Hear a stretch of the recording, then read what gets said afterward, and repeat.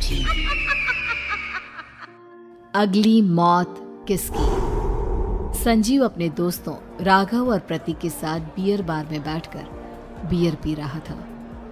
संजीव आज बहुत खुश लग रहा था। अरे यार, आज की पार्टी में तो मजा आ गया।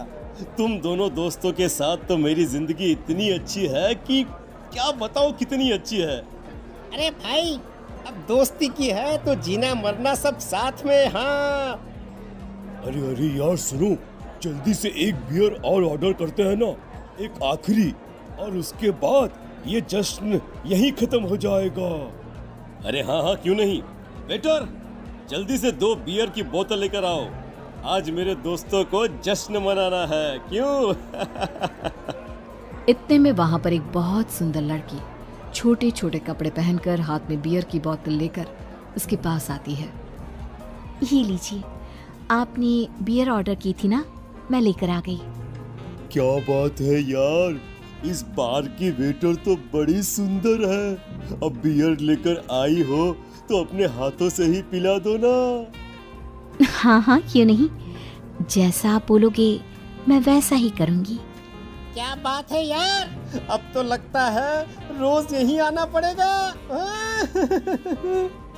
उसके बाद वो लड़की उन तीनों को बियर सर्व कर देती है। पार्टी करने के बाद वो तीनों अपने अपने घर जाते हैं। प्रतीक, संजीव और राघव को उनके घर छोड़कर जैसे ही अकेला अपनी कार में आकर बैठता है तो अचानक उसे एहसास होता है जैसे उसकी कार की पीछे वाली सीट पर कोई बैठा हुआ है।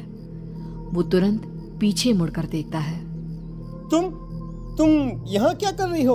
और तुम मेरी कार में कब आई? अरे तुम तो बार में वेटर थी ना।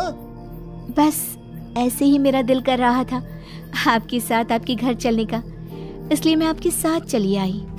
अरे लेकिन तुम मेरी कार में आई कब? अभी कुछ देर पहले तो यहाँ पर मेरे दोस्त बैठे हुए थे। प्रतीक के इतना बोलते ही उस लड़के का चेहरा खतरनाक तरीके से बदल जाता है। उसकी आंखें पत्थर की तरह सफेद और पूरे शरीर पर नीली नीली नसें उभर आती है। गाड़ी चलाओ, पूरी स्पीड में चलाओ, और अगर तुमने गाड़ी रोकने की कोशिश भी की तो मुझसे बुरा कोई नहीं होगा।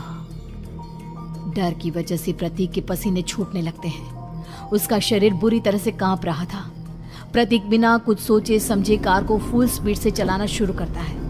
चलते चलते वो शहर से दूर एक पहाड़ी पर पहुंच जाता है और सामने अब सिर्फ पहाड़ी का किनारा दिख रहा है, जिसे देख प्रतीक घबराकर अचानक से कार को ब्रेक लगाता है।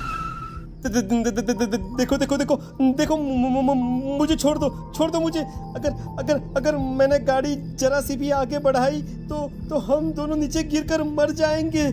ये तो तुम्हें पहले सोचना चाहिए था ना। अब कुछ नहीं हो सकता।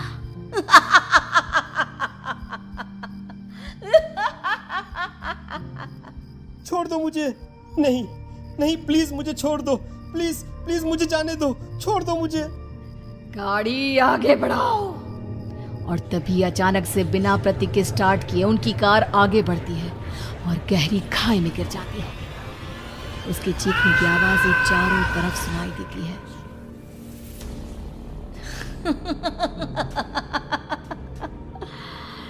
तुझे मारकर मेरे कलेजे में जल रही आग को थोड़ी शांति तो मिल गई, लेकिन अभी ये कहानी खत्म नहीं हुई। और फिर अगले दिन राघव और संजीव को पता चलता है कि प्रतीक की पहाड़ी से नीचे गिरकर मौत हो गई। अरे कल रात की तो बात है यार, हम सब बैठकर पार्टी कर रहे थे, लेकिन मेरी एक बात समझ में नहीं आ रही। राघव शहर से इतना बाहर उस पहाड़ी पर इतनी रात को क्या करने गया था? अरे यार, वही सोचकर तो मैं भी परेशान हूँ। हम दोनों को छोड़ने के बाद तो वो सीधा अपने घर जाने वाला था, और वो आत्महत्या क्यों करेगा भाई? कल रात तक वो कितना खुश था, हमारे साथ सेलिब्रेट कर रहा था। हाँ, लेकिन पुलिस ने तो यही कहा है कि प्रतीक ने अपनी कार को जानबूझकर पहाड़ी से नीचे गिरा दिया और आत्महत्या कर ली। अरे यार संजीव, मेरी तो कुछ भी समझ में नहीं आ रहा है। चल ठीक है, अब मैं अपने घर जाता हूँ। Okay bye. राघव अपने घर में अकेला था। दोपहर का वक्त था। तभी दरवाजे की घंटी बजी। कौन है? अरे 1 मिनट रुको, अभी आता हूँ। राघव ने जैसे ही दरवाजा खोला उसने देखा कि सामने एक बहुत खूबसूरत लड़की खड़ी हुई है। कौन है आप और यहाँ किससे मिलने आई हैं? देखिए ना, बाहर बारिश शुरू हो गई थी, मेरी गाड़ी खराब हो गई है। आपका घर नजर आया तो सोचा कुछ हेल्प ले लेती हूँ। क्यों नहीं, आइए ना, आइए आइए। मेरे कपड़े पूरे भीग चुके हैं, क्या आपके पास टॉवल मिलेगा प्लीज? राघव अपने बाथरूम से एक टॉवल लाकर उस लड़की को देता है। थैंक यू सो मच, अब मैं चलती हूँ। अरे इतनी क्या जल्दी है? आप चाहे तो बारिश रुकने तक यहाँ पर रुक सकती हैं। हाँ। लड़की ने पलटकर राघव की तरफ देखा। नहीं, मुझे जाना होगा, मेरा काम बाकी है। और वो वहां से चली गई। उस लड़की के जाने के बाद राघव अपने बाथरूम में नहाने के लिए गया और जैसे ही उसने बाथरूम में देखा तो उसका टॉवल वहीं पर लटका हुआ था। उसने टॉवल हाथ में लिया तो देखा कि उसका पूरा टॉवल खून के धब्बों से सना हुआ है। अरे अरे ये क्या? ये टॉवल तो मैंने उस लड़की को दे दिया था। ये वापस मेरे बाथरूम में कैसे आ गया? और इस पर ये खून के धब्बे कहां से आ गए?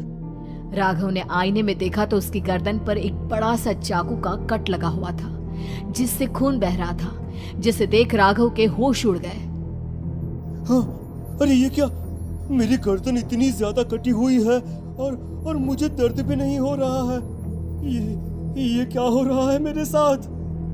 राघव घबराकर बाथरूम से बाहर आया और अपना मोबाइल उठाकर उसने संजीव को फोन लगाया। संजीव जल्दी से मेरे पास आ जाओ। मुझे लगता है कुछ बहुत बड़ी गड़बड़ है, जल्दी आ जाओ। उधर से आवाज आई, लेकिन वो आवाज संजीव की नहीं बल्कि एक लड़की की थी। कुछ अजीब नहीं हुआ है, बस तुम्हारी मौत तुमसे मिलने आई थी और तुम्हें मारकर चली गई। अब तुम इस दुनिया का हिस्सा नहीं हो राघव, इसलिए तुम्हें अपनी गर्दन के कटने का दर्द भी महसूस नहीं हो रहा। नहीं, ऐसा नहीं हो सकता, ऐसा नहीं हो सकता। कौन हो तुम?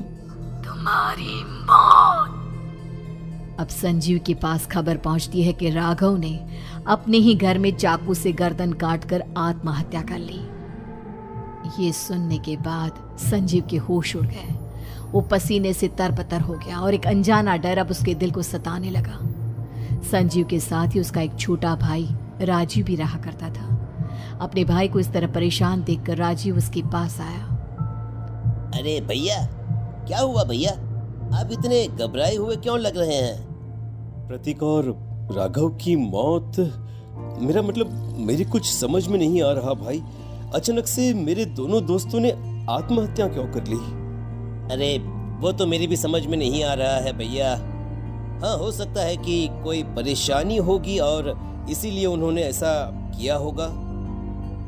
हाँ, लेकिन दोनों की जिंदगी में एक साथ परेशानी और दोनों का इतनी खतरनाक तरीके से आत्महत्या करना, कहीं ऐसा तो नहीं मैं भी मर जाऊंगा? अरे आप ऐसी बातें क्यों कर रहे हैं भैया? वैसे ही मैं इतना परेशान हूँ। जब से अंजलि ने मेरा साथ छोड़ा है तब से सब कुछ बहुत अजीब सा हो गया है। रोज रात को डरावने सपने आते हैं। ऐसा लगता है जैसे अंजलि बार बार मेरे सपनों में आकर मुझे डराने की कोशिश करती है। अंजलि का नाम सुनते ही संजीव की आंखें फट गई और उसके गले में आवाज अटक गई। उसके चेहरे पर घबराहट साफ नजर आ रही थी। कौन थी वो लड़की जिसने प्रतीक और राघव को आत्महत्या की आड़ में मौत के घाट उतार दिया? और कौन थी अंजलि जो बार बार राजीव के सपनों में आकर उसे डरा रही थी? अंजलि का नाम सुनकर संजीव इतना घबरा क्यों गया? इन सवालों के जवाब जानने के लिए देखिए इस खतरनाक कहानी का अगला भाग।